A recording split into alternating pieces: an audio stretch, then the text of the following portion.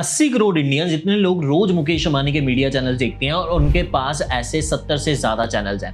अब जरा सोचो, ये बंदा ऑलरेडी दुनिया का सबसे अमीर लोगों में से एक है और इनको नए फॉलोअर्स नहीं चाहिए, नए पैसे नहीं चाहिए, फिर भी ये डिस्ट्रीब्यूशन के पीछे इतना सारा पैसा क्यों लगा रहे हैं? ये सवाल मुझे खटक रहा था तो मैंने इसके पीछे खोदना शुरू किया और जवाब मिला 3 बिल्कुल अलग लोगों में।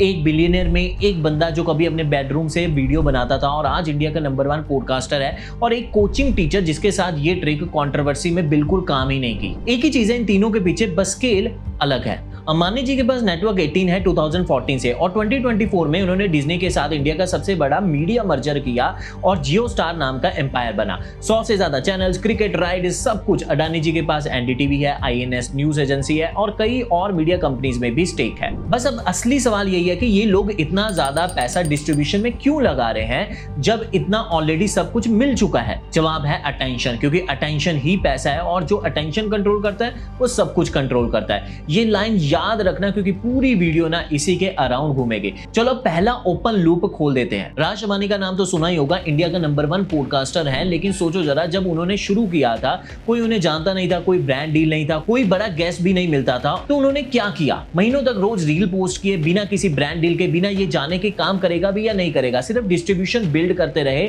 और क्वालिटी परफेक्ट होने का वेट बिल्कुल भी नहीं किया। अब उनका अपना टारगेट है अगले 18 महीनों में दुनिया का नंबर 1 पॉडकास्टर बनना। अब वो ग्लोबली नंबर 25 है और इंडिया में नंबर 1 है। यहाँ एक चीज इंटरेस्टिंग है जो लोग मिस कर जाते हैं, उनका हर एपिसोड इस तरह बनाया जाता है कि उसमें से 10-20 क्लिप्स निकल जाएं। मतलब पॉडकास्ट रिकॉर्ड करते वक्त ही वो सोच रहे होते हैं कि इसमें से कितने पीसेस बनेंगे। ये कोई एक्सीडेंट नहीं है, बल्कि ये एक डिजाइन है। और एक नंबर सुनोगे तो चौंक जाओगे, उनकी टीम रफली इस वक्त 20,000 वीडियोस हर महीने अपलोड करती है, सिर्फ और सिर्फ डिस्ट्रीब्यूशन के लिए। सोच के देखो, तुम में से बहुत कम लोग होंगे जो उनका पूरा पॉडकास्ट सीधा जाके देखते होंगे। ज्यादातर लोग उनको पहली बार किसी वायरल क्लिप के थ्रू ही देखते हैं और वहां से उनके चैनल तक पहुंचते हैं। तो याद रखो, अंबानी जी का पूरा गेम है अट्रैक्ट करना, ज्यादा से ज्यादा नए लोग लाना। अगर आप ग्रोथ स्टेज में हो तो डिस्ट्रीब्यूशन का मतलब यही होता है। अब मैं तुम्हें एक बंदे के बारे में और बताता हूं जो इसी चीज को एक लेवल ऊपर ले गए। नाम है एलेक्स हॉर्मोजी। इन्होंने अपना कंटेंट आउटपुट 7 पीसेस पर वीक से बढ़ा के 80 से ज्यादा पर वीक कर दिया। अब यहां तुम्हारे दिमाग में सवाल आएगा कि यार इतना कंटेंट कैसे बना रहे होंगे? दिन में 24 घंटे ही तो होते हैं। और यही तो ट्रिक है, उन्होंने अपना रिकॉर्डिंग टाइम नहीं बढ़ाया। उन्होंने एक हफ्ते में सिर्फ एक लॉन्ग वीडियो रिकॉर्ड की और उसी एक वीडियो को चॉप करके 20 से 40 छोटे क्लिप्स बना दिए। वहीं एक रिकॉर्डिंग यूट्यूब पे गया, पॉडकास्ट पे गया, ब्लॉग बन गया, ईमेल न्यूज़लेटर बन गया और बाकी सब रील शॉर्ट में बट गई। एक रिकॉर्डिंग सेशन 30 से ज्यादा पीसेस ऑफ कंटेंट, और इसे कहते हैं कंटेंट रीपर्पस। एक बड़ी चीज लो, उसे छोटे छोटे टुकड़ों में तोड़ो और हर टुकड़ा अपनी जगह वायरल होने का मौका रखता है। अब मैं तुम्हें एक ऐसा बंदा बताता हूं जिसकी अप्रोच सबसे अलग है। नाम है गैरी वी।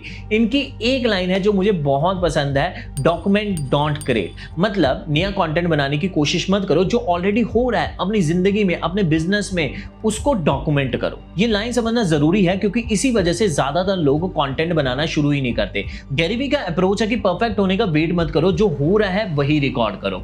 इनकी पूरी टीम एक वीडियो से, जिसे ये लोग पिलर कंटेंट कहते हैं, 30 से ज्यादा माइक्रो पीसेस निकाल के 20 अलग प्लेटफॉर्म पे डालते हैं और एक की नोट से, सिर्फ एक वीडियो से, इसे रीपर्पस की वजह से 35 मिलियन व्यूज इन्होंने जनरेट किए थे। फॉर्मूला बहुत ही सिंपल है, वॉल्यूम के साथ रेलेवेंस। सिर्फ ज्यादा कंटेंट मत बनाओ, हर प्लेटफॉर्म के लिए अलग से सोचो। एंड्रयू टेट, चाहे तुम्हें उनके बारे में जो भी लगता हो, उनकी मार्केटिंग स्ट्रेटजी समझने लायक है। उन्होंने खुद अपना कंटेंट डिस्ट्रीब्यूट करने की कोशिश ही नहीं की। उन्होंने अपनी ऑडियंस से कहा, मेरा कंटेंट क्लिप करो, अपने सोशल मीडिया पर डालो, और एक एफिलिएट सिस्टम बना दिया।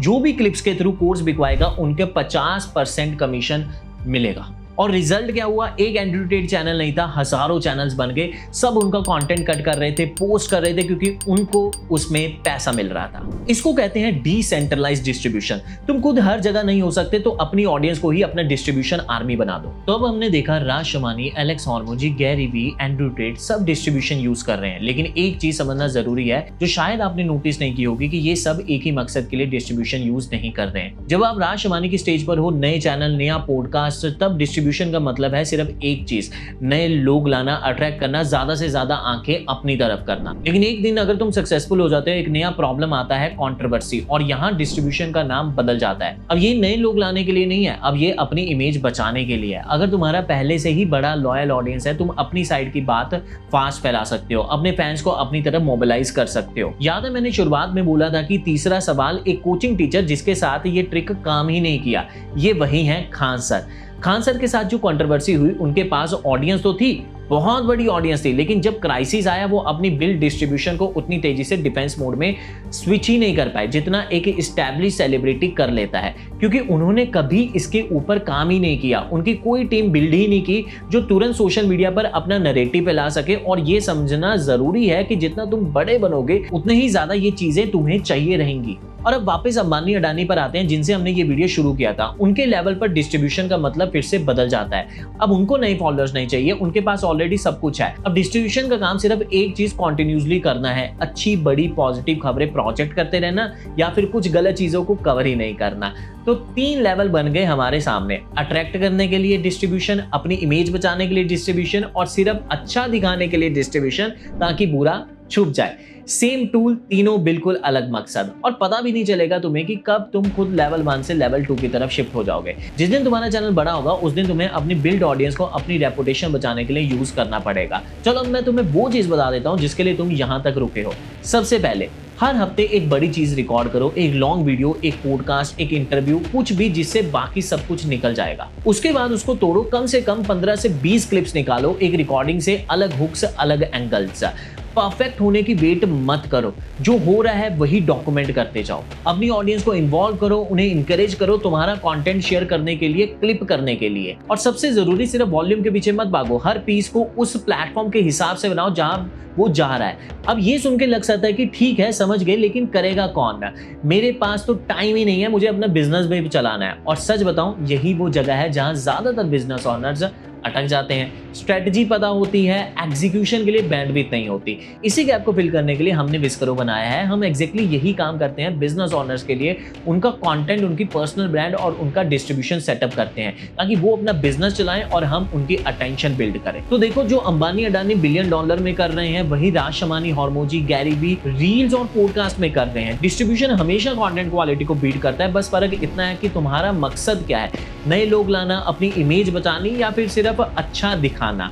आपके मकसद के ऊपर डिपेंड करता है। अगले वीडियो में हम बात करेंगे कि कैसे डिस्ट्रीब्यूशन ने बीजेपी की सरकार गिरने से बचा ली और क्यों अब वो जेनजी पर इतना फोकस कर रहे हैं। और मैं आपको रिकमेंड करूंगा कि अगर आप डिस्ट्रीब्यूशन समझ चुके हो तो पर्सनल ब्रांड के बारे में भी समझो। इसके ऊपर मैंने एक वीडियो बनाया है जिसका लिंक आपको यहाँ पर मिल जाएगा। और अगर ये वीडियो काम का लगा, इस वीडियो को लाइक कर दो, सब्सक्राइब कर दो हमारे चैनल को, क्योंकि अगला वीडियो इसी कहानी का सीधा कॉन्टिन्यूएशन है।